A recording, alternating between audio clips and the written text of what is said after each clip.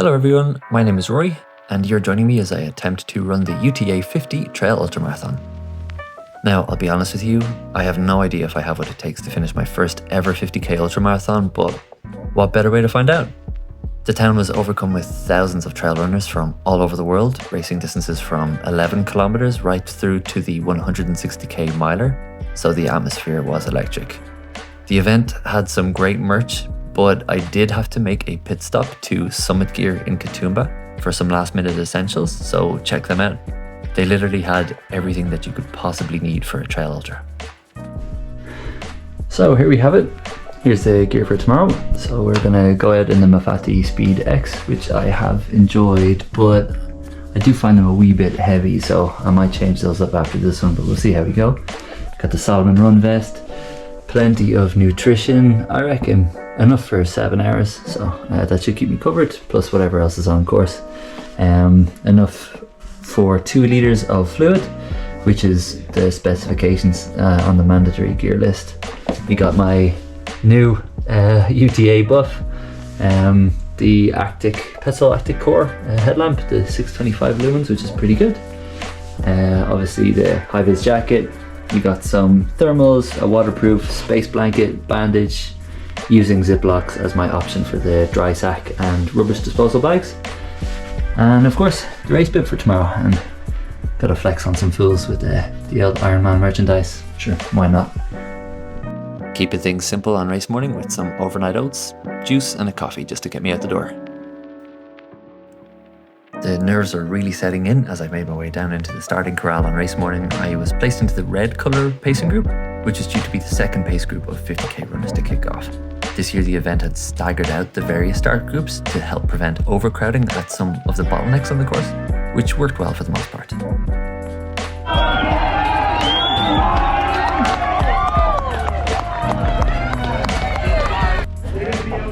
Alright, so here we are on race morning.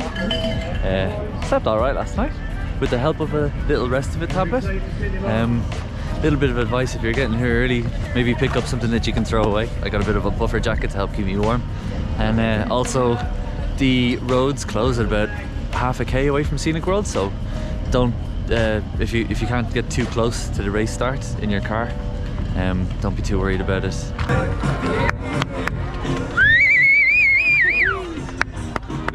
Alright, that's a bit more like kids. Come on,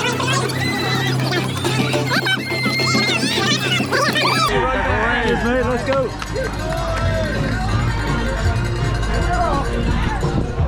Yeah, let's go. Woo! First ultra. Let's get this done. Let's do it.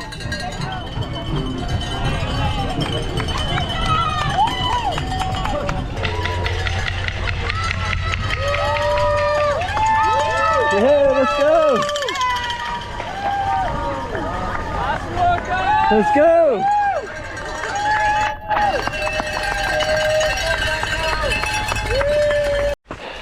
Well, we're 15k in, just under 2 hours.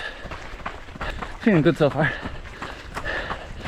It's been a bit too cloudy for the sunrise, but it's nice to have the bit of light back. But I tell you what, that head torch is crucial. So many people falling, tripping up and slipping on things. Oh man, a lot of people running without torches, surprisingly. But anyway, we've had lots of declines and steps so far, so the quads have been tested early, that's for sure, but starting to flatten out now, which is a bit of a nice change. But the views have been incredible so far, so really enjoying that. Look at that, this is incredible, eh? Woo! Long way down, amazing. Alright, let's get into it. 3k's to the next rest stop. Let's go. Well, we're half a marathon in, and the course is starting to even out again, which is nice. There've been so many steps that the quads are starting to bark a bit, but still going okay. Came to the first aid station in just over 2 hours. It's pretty well equipped, although I think I just needed to top up my water. I've been keeping on top of the carbs, maybe a little bit more than 60 grams of carbs an hour, which is definitely gonna pay off in the long run, just to consistently keep on top of them, because I've kind of felt that my energy has taken a few hits in the steeper points where you're basically, it's kind of like a threshold workout at points, taking on these stairs, you know. But yeah, stomach is okay, no cramps, no blisters. I've definitely sweat a bunch, so I'm taking on as much liquid as my stomach can allow me to.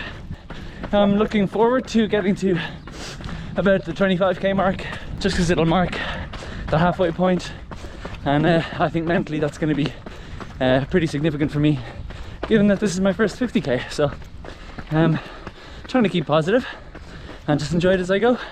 I don't really have any goals or targets, so just thinking about having a nice big lunch and a pint of Guinness with a finisher's medal. That's my goal. Anyway, time to get back to it. Hi gang. Nice guys, cheers mate. Up the Irish. Hey.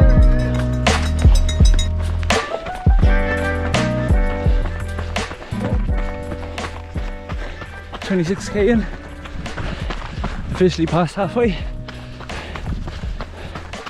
and the day is just over 3 hours old, so hopefully we'll get in under 7, that'd be nice. Just out of the second aid station, I stopped and sat down for a few minutes just to put on some blister plasters, because I could feel just a couple of hot spots coming on, and I think it was the right decision, as they were just starting to get a little bit red. Back on the road again, 29k down, half marathon to go. Let's go. So we've started the descent towards the bottom of the valley floor, and I remember being told that it's a steady 8k downhill continuous, which you'd think would be lovely, but oh my god, you're just on your heels the whole time. It is relentless. The quads are screaming. Oh, this is going to be interesting. 32 kilometers in. So next aid station is in 10k. That's just for a bit of water.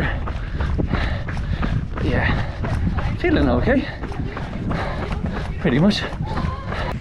One thing I will say about the UTA course so far is that I found that these markers, just heavier, they're brilliant. So even if you're doing this in the dark, like we started in the dark this morning, you just couldn't get lost provided you have your headlamp, because they have little reflective strips on them. You just couldn't get lost. It's so good. It's so well serviced, and there's like toilets every few k at these camp stops and touristic sites. So it's pretty comfortable. I mean, for a 50-kilometer trail race through the mountains, it could be a lot worse. There's an awful lot of support too. People are so good, they're really getting out and getting around the athletes. So you know, provided you don't get injured, or provided you don't twist an ankle or anything, you're in for a pretty good day, even if you take your time. So still hopeful that I'll be able to cross the finish line with my first 50k in one piece.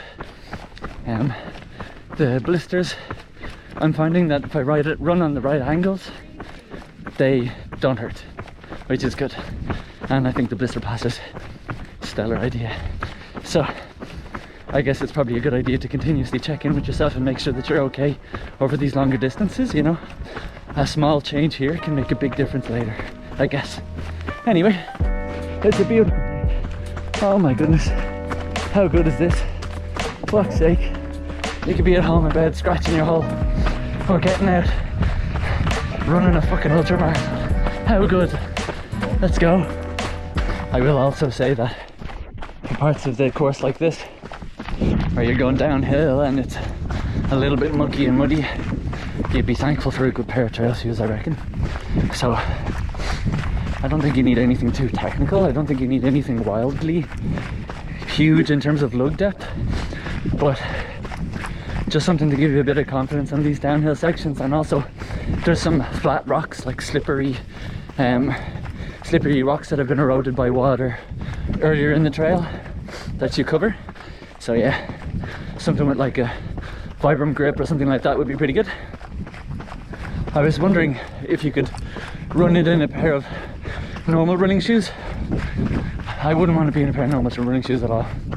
As for the Mafatis, they're too heavy, but you live and you learn.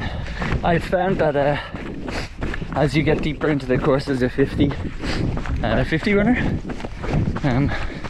that you eventually catch up with a couple of the people who are doing the miler, so the 160k, and some of them look like zombies, but they're still going, and you kind of just try to like shout encouragement to them whenever you can, but you feel bad for them in certain parts of the course where it's like really single trail, because they'll have to stop and let people move past them who are going a lot faster, which is going to really like slow you down. Do you know what I mean? It's the last thing you want to be doing as a miler. You know, you're 130k deep and, you know, 30 hours in or whatever. Last thing you want to be doing is slowing down to let people pass.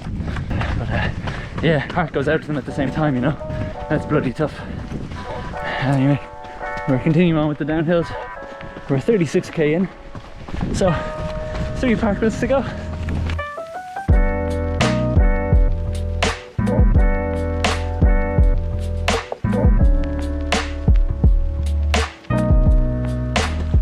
Oh, and just like that, we're back down to a walk, unfortunately. So what I'm doing for this uphill part is I'll walk until my heart rate becomes a little bit sustainable and manageable, and then I'll try to run like 20 meters, and the heart rate comes back up, back down to a walk, or else I'll, you know, walk for a section that's just too steep. Obviously sections like this, oh, they're just too bloody steep to run, till I get to the top of this hill, and then I'm going to run for a minute, and we're going to keep going that way until we're done. Let me go for 20 meters, let's go. Hold on, all the way, swing the arms, fuck this, fuck this, fuck this, fuck this, fuck this. Pick a spot that you want to run towards, hold on to it, and then you can walk again. Start of the next big hill, let's go. And there we go. Heart rate back up, but it's a lot faster this way. The two areas requiring the most discipline: 1, staying on top of nutrition and hydration, and 2 is running when you get to the top of the hill. Come on, man, you just gotta make yourself do it. You know, when you're doing something hard, right, like a marathon for example, you fixate on the distance, and as you get closer and closer and closer, you start to feel more and more desperate to hit that distance. And I've never gone further than a marathon, and here I am pretty much at the marathon mark, pretty much. But all it is, it's a little changing gear mentally to be like, oh, 50, I'm fixated on the 50. And then when you pass the marathon, it seems a lot less consequential or significant, or a lot less impenetrable, right? You know, we're elastic, we can do hard things.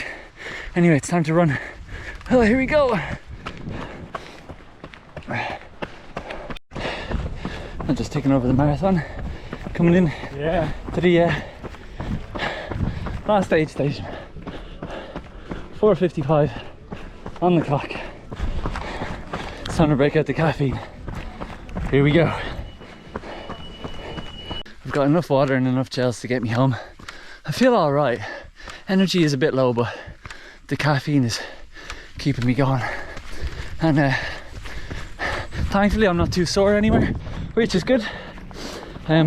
Feet are a little bit beaten up, but nothing crazy to write home about. It's all just about discipline and running when you can now, because I know we got a fucking battle ahead of us to get home.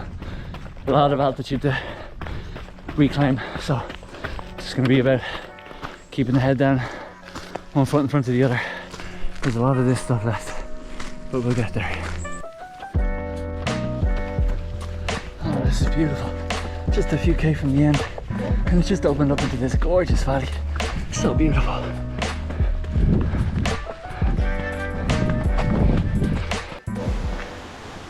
I have just about 5K left to go, and it's interesting how like distance seems to like dilate, you know what I mean? Every half a kilometer is so hard earned, so it's probably useful to think in terms of time instead, and you know, reframe it and be like, oh look, I'll be done within an hour maybe, and that way you're moving away from your pace per individual kilometer, and you're not looking at your distance so much and focusing on it. You just kind of accept the amount of time that it's going to need, and that time will pass. Makes it a little bit more bearable, which is a kind of a funny thing to say when you're running through somewhere as absolutely gorgeous as this. But yeah, we're on our way. We're gonna fucking do it. Let's go. So about 3.5 Ks to go, and the energy is starting to bottom out a bit. I've taken my last gel for the race, so it'll get me towards the end, but I reckon I'll be finishing with pretty much 0 left in the tank, but that's okay. Less than 5 laps of a track to go.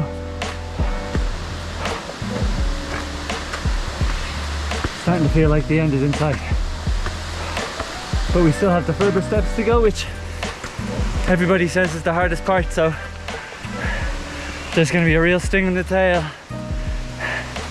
Oh man. But I have to say, look how beautiful this is. Oh man. Nearly there, but enjoying every step of the way. So beautiful. 1K to go. They don't mention that it's comprised nearly entirely of steps. Woof. Nearly there, guys. I tell you what, these stairs might be so brutal, very punishing, but I don't think that they leave you short of inspirational views. Oh my goodness, how good is this? How good. I mean, how fucking terrible is this also? Like, this is horrible, but also how fucking beautiful is this? Oh my god, this is what it's all about. Although from an athletic perspective, these last kind of 10Ks, you really have to call on your constitution, you know what I mean? You gotta really fucking dig deep and find a way to just keep yourself moving forward all the time. Oh, tell you what, they don't give out those finishers medals for free. No sir, it's gonna be fucking hard earned, but we're gonna do it. That's one way to do it, eh? On your hands and knees. Fucking, you gotta respect the hustle, eh? 1 kilometer to go. Cheers, mate. Let's go. On the boys. Great one. Oh. Thank you. Thanks, so good.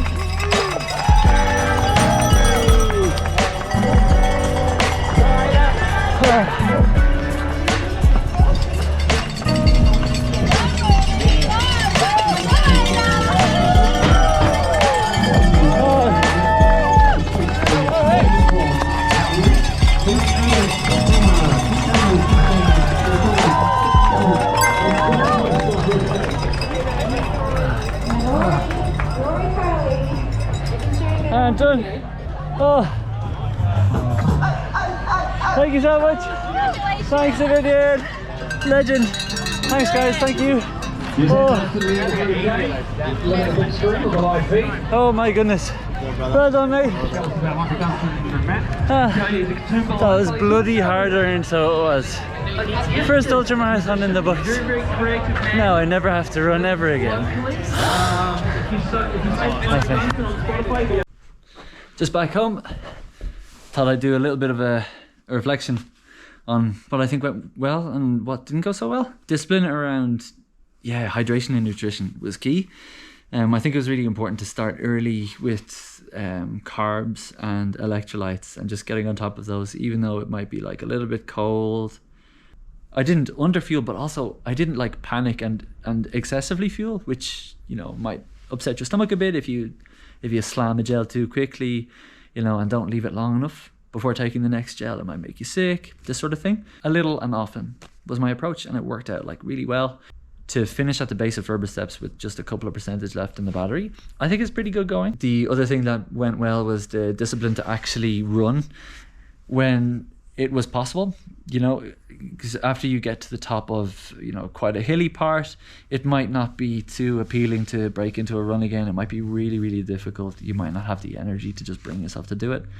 But I kind of forced myself through it, and I reckon it saved me quite a lot of time overall, but it also prevented me from falling into a trap of just walking more than I needed to. I think another thing that went really well was the decision to stop and put on some blister plasters. I think it was kind of time well spent, because I found that I was starting to adjust my gait to, you know, relieve pressure from certain parts of my feet. Even after putting on the plasters, there was still a little bit of pain and discomfort though as I was running, so had I not stopped, I think it would have gotten an awful lot worse. What didn't go well, I am not much of a trail runner. I really am. Like on the downhills, people were flying past me. I tended to kind of be a bit more reserved, and people would move past me. I would end up repassing with people who would, you know, steam past me in those technical areas. And then, you know, if we got to a flat part, I'd be able to pull back some time then, which was I think positive from a fitness perspective. But yeah, I'm not much of a trail runner. So all in all, bloody superb event. I wouldn't recommend it to everybody, because I think that there's quite a lot of fitness that you need going into it. I do think you need quite a lot of leg strength, quite a lot of mental strength as well. They're pretty lenient in terms of their cutoff times, and it's a gorgeous event. So, you know, if you're fit enough, give it a try. Take 10 hours to do it. Who cares? As long as you're not too miserable, you know, get out and do it. And it is a world major, which is like, you know, there's something special to that. You know, you want to be familiar with your gels, your nutrition, like you want to have that down pat. Otherwise, you know, if it goes a little wrong in the early stages, it will become very wrong by the end of the race. So that was it. That was my experience.